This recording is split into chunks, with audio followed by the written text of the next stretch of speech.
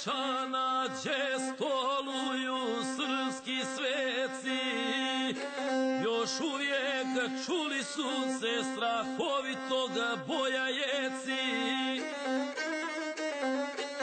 Grme bombe, kragujevke, zraka paraju zrna vrela, a hug bitke vjetar nosi iz jednoga srpskog sela.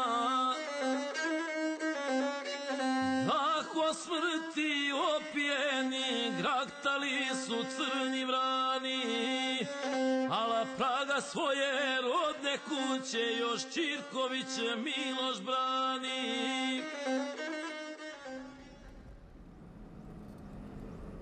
Koga gusle opevaju, živeće večno, davno je rečeno u narodu.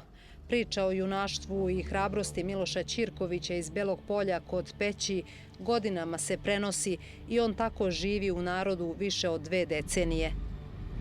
Kada je 9. juna 1999. godine potpisan Kumanovski sporazum i kada se srpska vojska i policija povukla sa prostora Kosova i Metohije, odmah je usledio progon Srba iz njihovih kuća.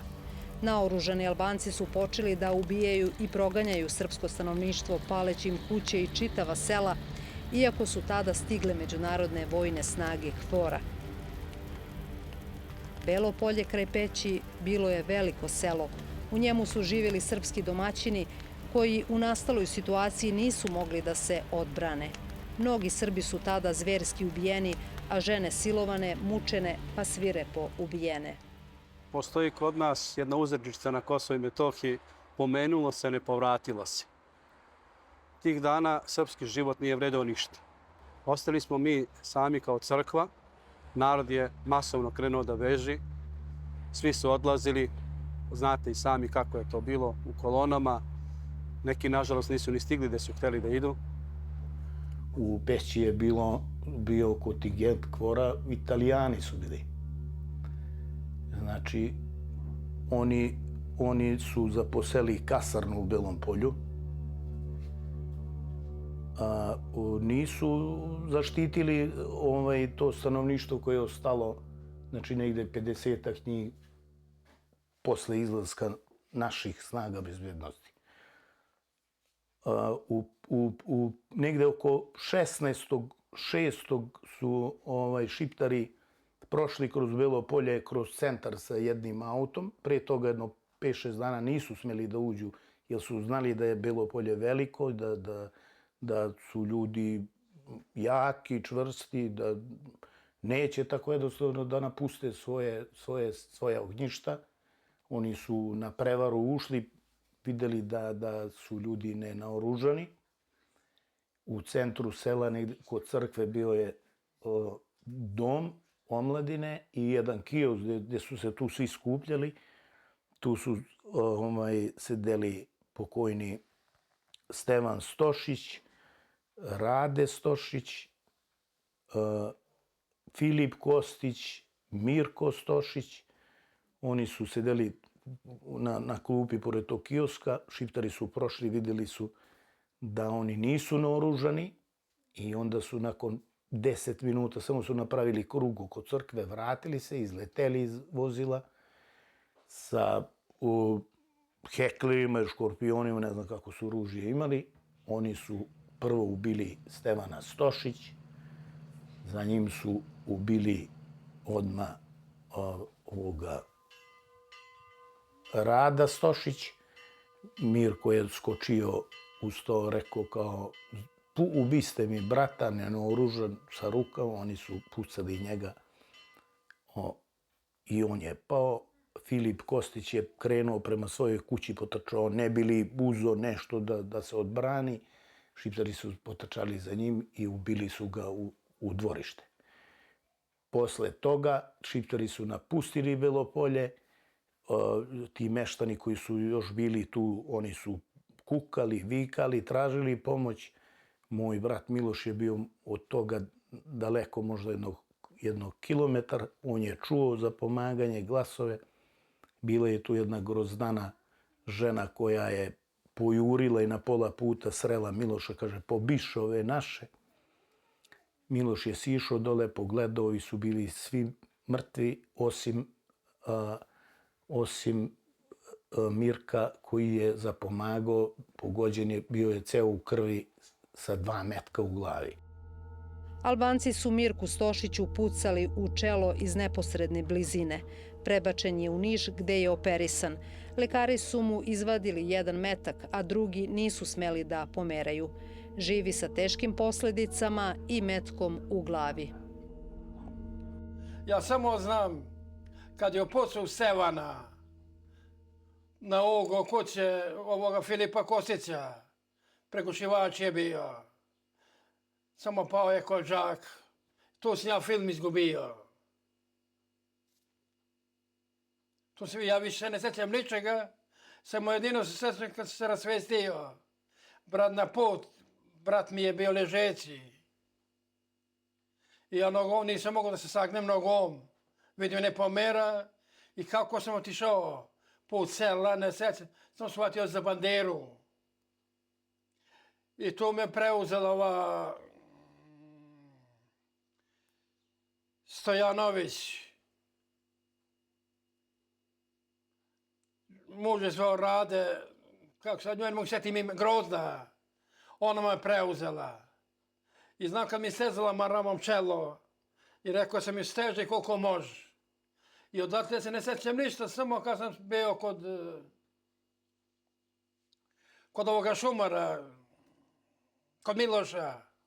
Znam da sam ležao pored vrati na krevet, ovako pored vrati, u hodnik. Ležao sam trbuški, ruke na čelo i mi je prišao. Kaže, znaš Mirko koga ima tu? Toga sećam njega. I ništa, ja sam film izgubio. A posle mi kažu svi da sam svestan bio, šta me god pitaju, ja sam odgovarao. A ja se uopšte ne sećam ničega. Sutra dan da bi došli pokojni mitropolit Crnogorsko-Primorski Amfilohije Radović sa sveštenicima iz Pećke patrijaršije, ne bi li sahranili Stevana i Rada Stošić i Filipa Kostić, oni dolaze sa kvorom, dolaze u selo, pošto u tom vremenu nije bilo sanduka da se pokojnici upristojno sahrane, nego su ih u Ćeba u Belom Polju su praktikovali da su se pravile porodične grobnice. Otvorili su jednu od tih grobnica i nisam siguran da su to njihove, nego tu seoske grobnice koja je bila prazna, otvorili i u Ćebac su sahranili Stevana, Rada i ovoga Filipa. Dok je mitropolit Crnogorsko-Primorski Amfilohije držao pelo od strane naših komšija iz Kapešnice, u stvari Gubovca, Zatre, kako smo mi zvali, oni su pucali u pravcu Amfilohija, ne bili prekinuo opelo. Mitropolit nije hteo da prekine opelo, sahranjeni su, bačeni u grobište, grobica zatvorena. U međuvremenu dolaze ponovo kvor, skuplja sve te meštane u jednom krugu, gde moj Miloš nije hteo da priđe, on nije skidao uniformu koju je nosio, vojnu, policijsku, on nije hteo da prilazi. Prevodioci Albanci su rekli da ljudi ne žele da ostanu više posle ovog zločina, da ne žele da ostanu u Belom Polju. Oni su jedan autobus izbacili do Rožaja, opet je ostalo još nekih 10-ak ljudi i moj brat. U istom selu živela je sa majkom devojka Marica Mirić, koja se razbolela kao student ekonomije. U kuću Mirića su upali pripadnici OVK, koji su bolesnu Maricu pred majkom silovali i zaklali. Negde oko 21.6. Ponovo teroristi ulaze u Belo Polje. Mislim, oni danonoćno pucaju iz raznih pravaca, od Raušića, od Kapešnice, od Zatre.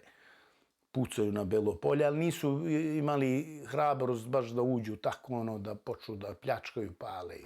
Jer su znali da neko ima tu i brani selo. Onda su upali ponovo i zatekli su bespomoćnu staru Martu Miri sa njenom nervno poremećenom bolesnom ćerkom Maricom, koja je svega imala negde oko 33 godine, 2-3 godine, ne znam tačno, u njihovoj kući. To su po pričama koje sam ja čuo, da su to baš uradili tu naši komšije, Šiptari, da oni, verovatno njena porodica, verovatno sigurno znaju ko je otprilike. Oni su upali, Martu su, majku toj Marice, vezali za stolicu, tukli su i bili kundacima, nogama, ne znam. Njoj su skinuli, pošto je Marta nosila maramu, kao obično naše žene su dole crkvi nosile marame, one šamije, crne marame, skinuli su joj maramu, tukli, vezali je žicom za stolicu i ocekli su je noževima pletenice koje ona nosila ovako kosu, i tukli su je dok su na njene oči zlostavljali njenu ćerku, bolesnu Maricu, i posle svega toga, tog maltretiranja i oni su je zaklali. Mnogi od nas greše pa ne znaju da je Marica bila psihički bolesnik i da su je takvu silovali. Da smo mi njeno telo morali da skupljamo, da bi stavili u onaj džak za sahranjivanje, jer tada nismo imali ni sanduk. Ništa nismo imali da bismo sahranili naše leše. Sve ono što smo skupljali donosili smo u auto, sahranjivali u porti manastira Pećke patrijaršije, dok smo mogli sahranjivali smo na Pećkom groblju. A onda, zbog bezbednosti, morali smo u Pećkoj patrijaršiji da ih sahranjujemo. Imate li podatak koliko je ubijenih Srba bilo tada, u junu 1999. godine, u Peći i okolini? Znate, u Peći je sigurno negde oko 300 ljudi ubijano. Za neke znamo, za neke, nažalost, ne znamo jer nemamo tačnih podataka. Mnogi se vode kao nestali, a vi znate što znači reč nestao. Gledajući Albance koji haraju u selu, Miloš Ćirković oblači srpsku uniformu i odlučuje da ostane i da po svaku cenu brani kućni prag. Pored njegove, tu je bilo još 5 kuća njegove braće. Uzalud su ga majka Đurđa i otac Anđelko preklinjali da napusti Peć i sačuva živu glavu. Pre nego da odu iz Belog Polja, kada su krenuli da idu Belopoljci, Miloš je došao da mi kaže da Belopoljci idu. Naravno, nisam imao pravo da mu kažem ni da ostane, ni da ide. Ali sam ga zamolio, rekao sam mu, Miloše, kud svi tvoji, idi ti za njima. Ja ne želim, oni su izdali svoje selo, svoje pragove, ja ostajem. I tako je bilo. I ostaje do kraja. Svima što su na put pošli, nek Bog dragi dadne sreću, a moje su zadnje riječi, vi idite, a ja neću.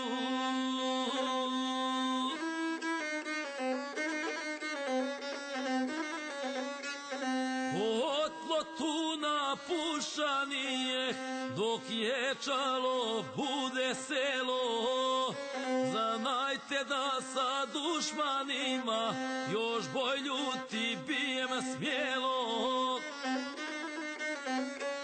A cijevi užarene kad prestanu da se puše, pomoli se sveti oče za spasenje moje duše. Da je ostao sam u Belom Polju pročulo se odmah i zato su mu se još tih dana divili Srbi širom Kosova i Metohije. Danima je branio Belo Polje, iz kojeg je pružao jak otpor Albancima, pa su pripadnici KFOR-a mislili da je u selu odred srpske vojske. Nedelju dana se vodila borba po njegove kuće. Mi smo dobijali informaciju od Italijana. Čak su nas pitali da li je jedan odred vojske u Belom Polju u njegovoj kući. Naši smo odgovorili da je to samo Miloš Ćirković, da je to samo jedan šumar i da brani svoj prag. To je mislio mitropolit rekao. Posle toga par dana, još prolazi još 4-5 dana, od komandanta KFOR-a, valjda mislim da se zvao taj Mike Jackson, koji je bio u kasarni u Belom Polju. Kasarna se zvala Bailey Dream tada. Dobija Amfilohije Aber, kako bi ja rekao, da je ostao još jedan naoružani srpski vojnik u Belom Polju, da ne bi bilo loše, citiram toga što je rekao Amfilohiju, tog Mike Jacksona, da je ostao još jedan srpski vojnik mlad, ne bi bilo loše da ga izvučete, da ne bi izgubio svoj život. Amfilohije šalje popa Radomira Nikčević, Rada Pavlović i Miljka Korićanin da ga obiđu. Oni u transportno vozilo ulaze od Pećke Patrijaršije, dolaze u Belom Polju, prilaze našoj kući. Kuća je bila, imali smo tu dve kuće velika, jedna do druge, pa su niže bile druge. Zidom okružen je, kad je vidio da su sveštenici, Miloš je istrčao i rekao da ne prilaze, da on može da ih povede ulazom koji bi trebali da priđu, jer je kao minirao tu put, s obzirom da je bio već sam, oni su ga napadali. Po pričama da je bilo tu nekih mrtvih koji su ga napadali, oni ulaze i prenose Milošu da moli Amfilohije da Miloše napusti svoju kuću. Mlad si čovjek, nemoj da izgubiš glavu, napusti, svi su napustili, Kosovo je izdato, napusti. I Miloš je rekao ne, svi su oni izdali, vi ste, odnosno izdali, ne znam kome, da li je tu još neko bio od nešto, to ne znam, ali po priča, svi ste vi izdali, vi idite, a ja neću. To su bile njegove zadnje reči. Rade ga je, Nikčević je uhvatio Milošu, stani Miloše, da te bar blagoslovim. I Rade ga je Nikčević blagoslovio. Vratili su se za Pećku Patrijaršiju, Miloš je ostao sam. Po pričama Rade, Nikčević nije mogao to veče da spava posle tog susreta za Milošem. Kad je tako, kada si se odlučio na smrt rode, ne kroz vihora bitke ljute, nebeske te sile vode.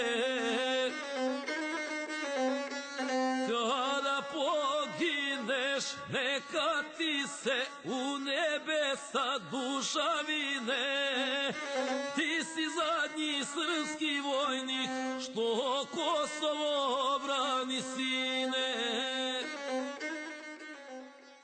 Miloš je bio sposoban, bio je dobar lovac, dobar strelac, nije bio neki mek, nego je bio hrabar čovjek. I znam da nije imao toliko straha sa kako se snalazio, šta, da li je očekivao iskreno da ćemo i mi možda da dođemo, da mu pripomognemo i tako.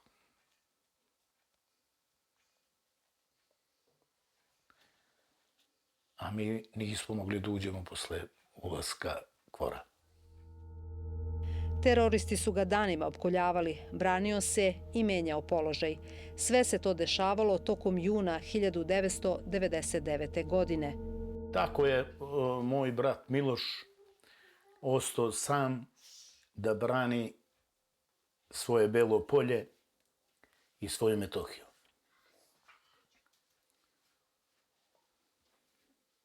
Šta ste vi čuli? On ostaje sam. Šta se dalje s njim dešavalo? Nakon, posle ulaska tog sveštenika Nikčevića, on ostaje još nekih 7-8 dana sam, po pričama ljudi iz Goraždovca dole koji Belo Polje gledaju iz tog pravca, pravo ovako kao na dlanu. Jedno od 7-8 dana su bile neprestane pucnjave, napadi, pucanje iz tog pravca, iz Belog Polja. Kada su vidjeli negde oko 4. ja mislim da je tako 4., 5., negde 7. Počele su da gore kuće u Belom Polju. Ovi koji su ostali da žive u Goraždovcu su rekli, čuo sam da, znači, taj i ovaj koji je bio poslednji je sigurno ili poginuo ili... I selo je počelo da gori. I Milošu se od tada gubi svaki trag. Jer to je bio naš dogovor, kad bude krenuo da ide negde, da će da ide u planine i da se dočepa Crne Gore. Međutim, to je bio naš zadnji razgovor preko Motorole i više nismo se ni sreli ni čuli. U najgorem slučaju da se predao on Šiptarima nije siguran, to znam garantovano. Da im se predao nije, jedino moje neko pretpostavka i mišljenje, pošto su ga oni napadali, ako su ga ranili ili nešto tako da je on krenuo gore prema planini, gore imalo mnogo tih pećina, da je negde ušao u neku pećinu i da nije, eto to je moja neka, da nije iskrvario i da ne zna niko ništa. Niko sa sigurnošću ne može da kaže šta mu se dogodilo, jer njegovo telo nije pronađeno. Nije on ostao sad da bi se neko dokazivao nešto. On je bio svestan da odatle živ da izađe neće. Međutim, ipak je izašao. Otišao je on. Samo, ali budite sigurni da ga šiptarska ruka nije ubila. Jer u to vreme da su njega pronašli, koliko su ga tražili, njega bi šetali kroz grad. Kao za vreme Drugog svjetskog rata što su radili Nemci i Ustaši. Posle te više tih napada u Belom Polju od strane šiptarskih terorista i kad se čulo da više izgleda da nema nikog koji brani Belo Polje, nakon te paljevine i pljačke koja je trajala možda 2-3 dana, Amfilohije Radović je ušao sa svojim sveštenicima i tim bornim autom, pošto je to blindirano, nisu čak smeli da uđu, oni su ušli u kuću, zatiču ikonu na zidu gde je ram, ceo izgore ovaj ram oko ikone Svetog Alempija, naše krsne slave, i ostaje u sobi koja je bila, pretpostavljam, Miloševa soba, to je bila velika kuća gde je on spavao, našao je ovaj molitvenik, evo i on se vidi da je goreo, vidite da je ono plamen kako je negde hvatao ovaj dnevnik i nekoliko iscepanih ovih fotografija. Ja nikad neću reći da je poginuo, jer uvek sam u nadi da je živ i za mene će on biti uvijek živ. Ali da je svoj život osvetio jeste. Imao je 38 godina. Ko je bio Miloš Ćirković?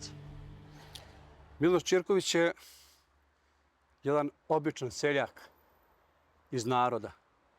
Jedna dobra duša, jedna iskrena duša. Znači, gledao je da učini svako, da pomogne svako. On je naše vojnike, našu policiju vodio, pošto je znao kao šumar, pokazivaju je put, kuda, gde je najbezbednije da se ode. I kao takav, on će ostati sigurno. Zato sam je rekao da će on živjeti u našim srcima uvijek. On je bio stvarno u svakom društvu dobrodošao. Imao je dosta kumova koji su ga ljudi zvali iz poštovanja da bi im krstio decu. Od mladih svi su ga stvarno voleli i poštovali. Znao je da se šali, da zapeva, guslo je. evo, na primjer, ovo je iz planine, iz stana gore, kad bi on boravio, on je voleo prirodu, šumu, voleo je lov. Išao je sa društvom suda, znači dolazili su mu sa VMA lekari, znao je da za neke trave da nalazi gore, dolazili su da ih on vodi, ne bili uzeli da nekom pomognu, nekom biljkom, nemam pojma, za lek, za otkud zna. Znači, znao je sve, svaki grm, ovo sam otprilike, ja verujem, ovo nisam, ovo je neko sliko njega gore u planini, eto, to je iznad sela. Sad, ovo je bilo, ja mislim, 98. godine, ta slika. Ova isto 90. Ovu sam sigurno ja slikao u dvorištu, on je stalno nosio te aparate i ovo sam ga ja slikao, to je tu ispred našeg dvorišta, evo ovdje se vide stare neke komšijske kuće. Ovo sam ja odradio za taj, kad je bio prvi memorijalni turnir, pa smo izlagali ove slike. Retko kad je mogo čovjek da ga vidi ljutog, tako da je baš kao ljut. Meni kao najmlađem bratu stvarno nedostaje puno i tako. Pa i samo reč što mu kaže, Miloš. Znači, to je naš Obilić. Nije Obilić, ali Ćirković. Uvijek imamo mi po jednog Miloša koji spašava nas. Znao je dobro Miloš Ćirković šta bira. Život je dao za Kosovo i Metohiju. Njegov podvig nas podsjeća na zavet srpskih junaka i predaka sa Bogom. Miloš oživljava i kosovski zavet. Pokazuje nam da njegova žrtva nije uzaludna i da je zaista zemaljsko zamalena carstvo, a nebesko uvek i doveka, baš kako je knez Lazar rekao. Ako mi zaboravimo na naše Kosovo i Metohiju, budite sigurni da Gospod neće zaboraviti. Jer velike su svetinje, velike su žrtve date na Kosovo i Metohiji. Mnogo je stradalo srpske krvi, hrišćanske i nevine krvi, da bi tek tako Gospod dao to drugome. Kada to će biti naše. Toga dana orle suri, gdje polotuna stoji jeka, ko Obilića neka davno, besmrtnosti ime steka. Sve dok ima Srba da se po zemaljskoj kugli kreću, pamtit će se riječi tvoje, vi idite, a ja neću.